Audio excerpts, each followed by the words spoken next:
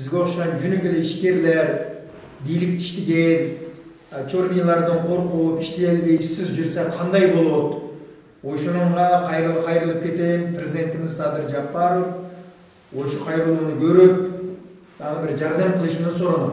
2019-дан бери бул МВДда болуп, аны УКМКга өткөрүп бергенбиз. УКМК аябай жакшы иштеп атты эле.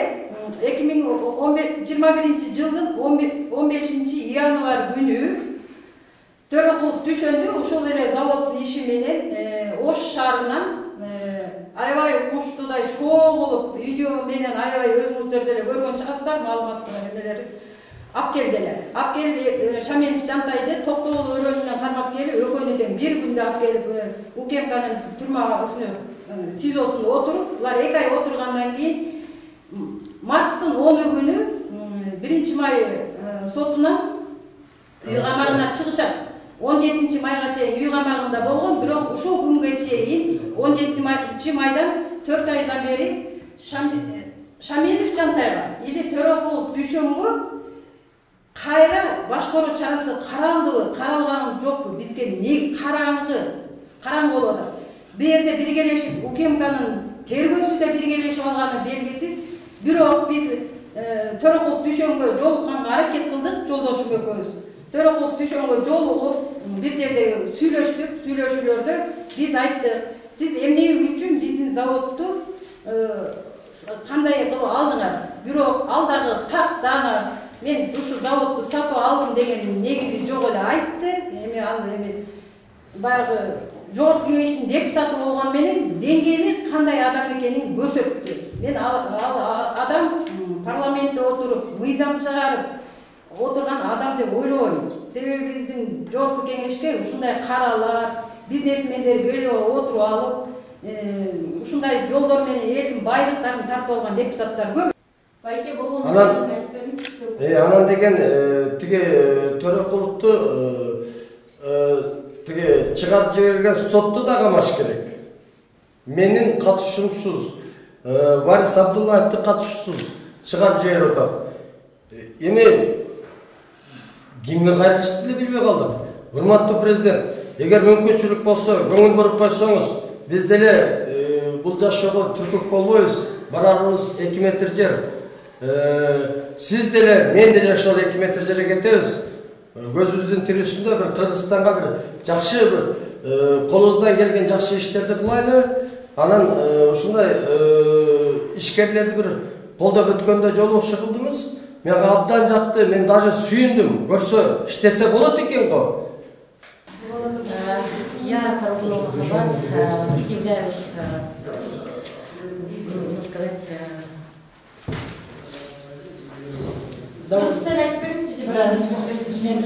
можно сказать, Шамурзаев Адербектин аялы. Мен ушул эме боюнча эмнеге катышканым, бизде мындай айтканда беззаконие.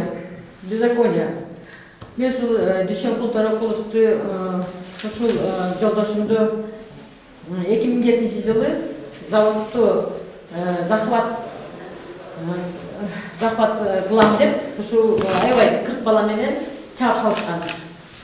Чапканда буну мындай айтканда состояниясы мындай айтканда полумертвый болгон. Жанындагы шериги водитель, это жөнөкөй шерик таксист болчу. Аны дагы ошо урган, бирок аны азыраак токмок чегип алган үчүн мындай айтканда өзү кийин айып берип атат. Эсине келген моментте айтайын, ошо эсине келгенде буларды аябай чапкылап, уруп, до потери сознания кылышып, анан кийин буларды каяка жоготорун билишпей, булар заводдон машинага жүктөй дегенде, бул корккондон көзүн жумуп жапа берген дагы таксисттер. Биздин машинабыз кам болот, булар өздөрү келген машинасына салга деп, Шамурзаев Айдарды багажникке салышат. Тиги водительди ошол кишинин машинасы болчу. Раматлыктын аты Алишер. Аны болсо арткы сиденияга салышып, алдыга 2 бала отуруп, сопровождение менен за город выезжают.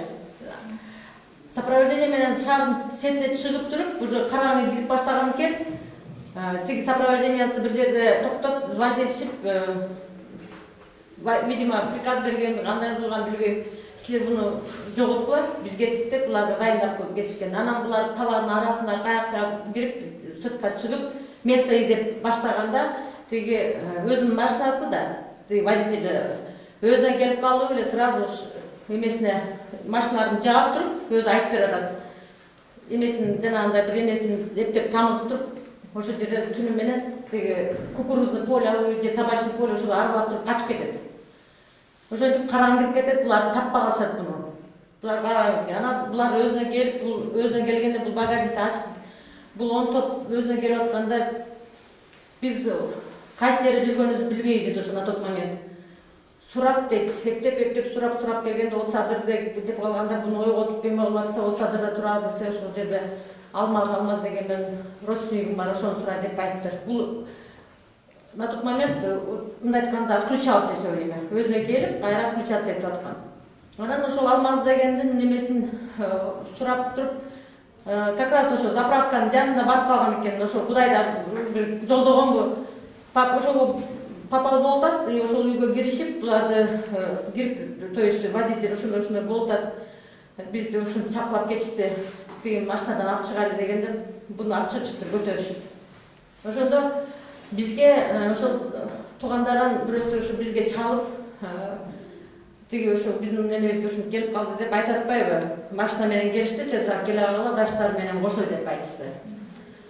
Ошо кетип калганда на тот момент мы не знали, в каком он состоянии, уже мындай эс звонит, живой, значит, деп эме кылып баратпайсызбы?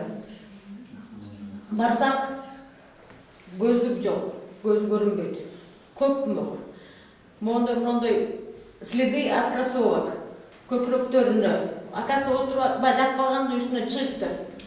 Секириптир спортсмен балдар. Суу менен чачыптыр. Кайра өзү келгенде кайра ошентип сүдүрөшүптүр.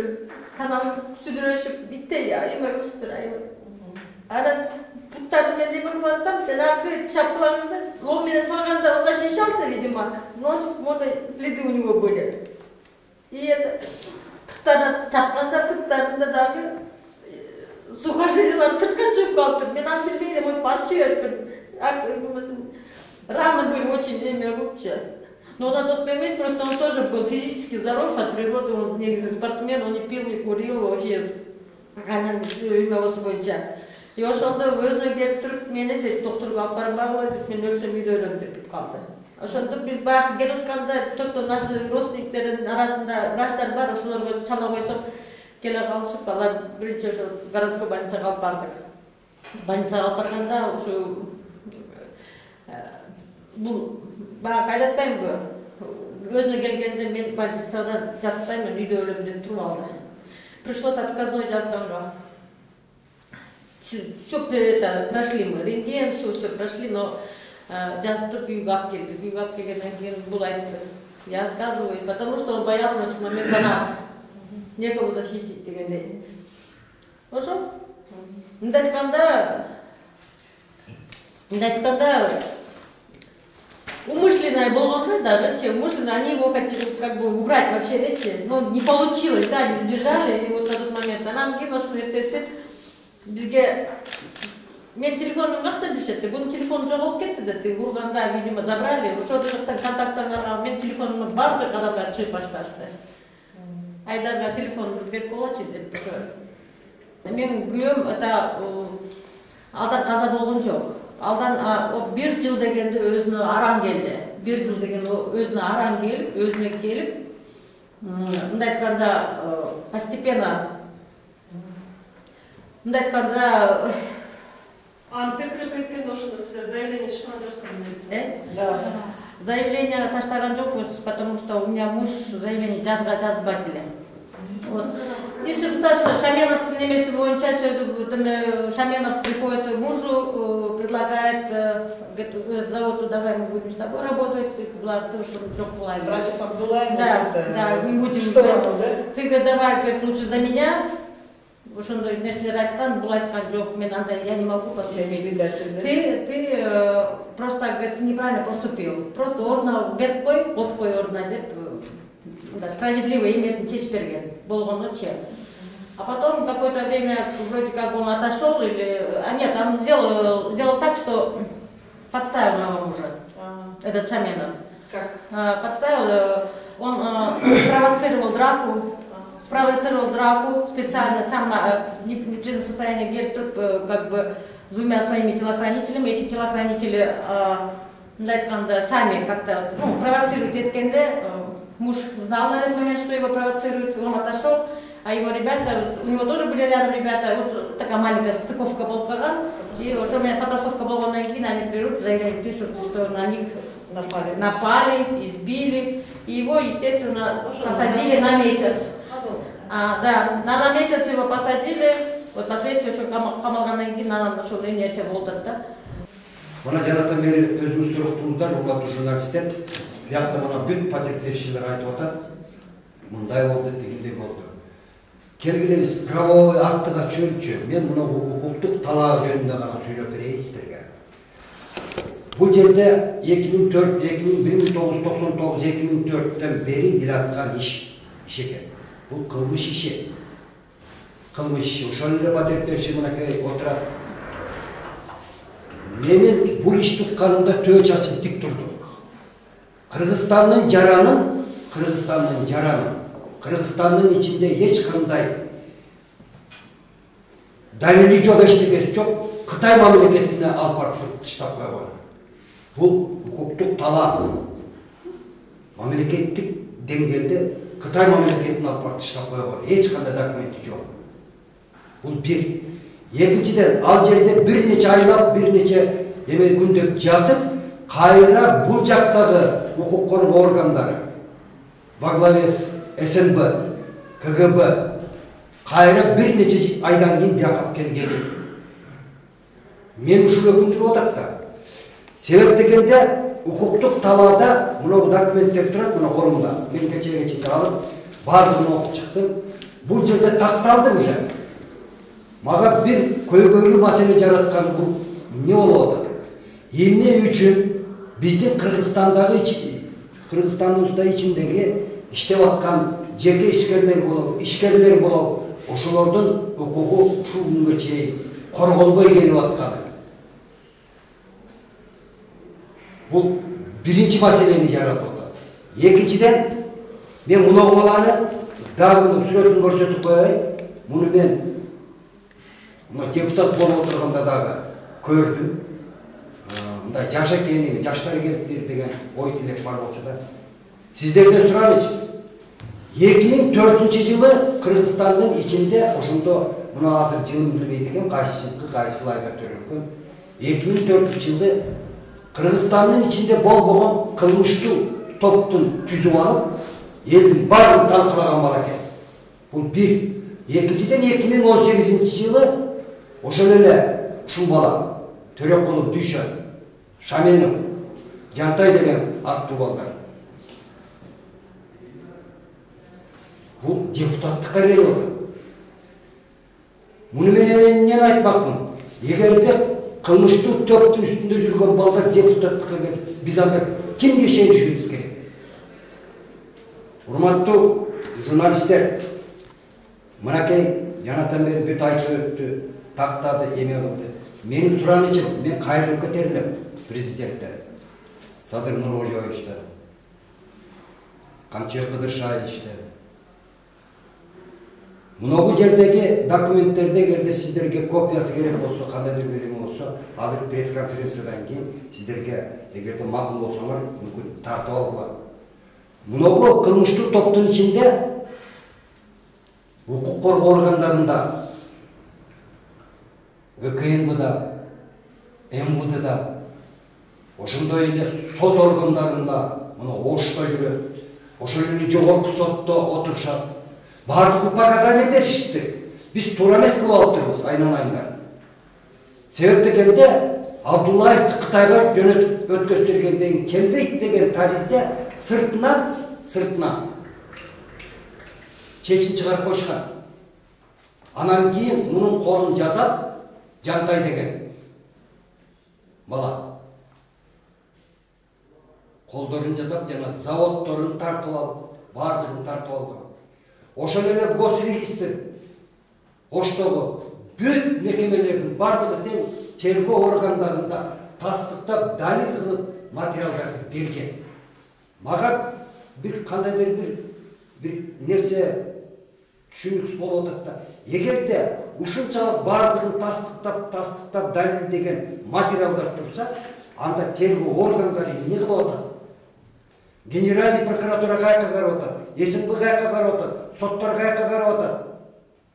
Мына азыр эле сиздер жакшы суроо бердиңиздер. Мына жаран боюнча. Муну да мен кечирем. Бул боюнча центральный аппаратта ГКНБда кылмыш иши козголуп РППда экен. Эмне үчүн тергөө жүрбөй жатат деген маселе. Урматтуу журналисттер, мына жаранбыз, кыргызбыз, базарга барып көрөлүчү азыр. Базарга барып бир малды алалы десек, ошонун бүттүгүн текшерип, бүттүгүн диагнозун коюп бардыгын эме кылып атат. Эгерде өлүп калса, ошол күнү кылмышкерлерди ошол күнү камап, ошол күнү апарып отургузуп коюп атат. Ал эми кече жакында мен көрдүм мына жигитти. Үй камагына чыгарылды. Урматтуу журналисттер, мынакей о изменении меры пресечения продления срок применения меры пресечения. 10 март 2021 жылы сот меры пресечениясын өзгөртүп атат. Келгиле, биз конституциялык ченемде нормада правовой эмеде поледе жүрсөк, келгиле карайлы.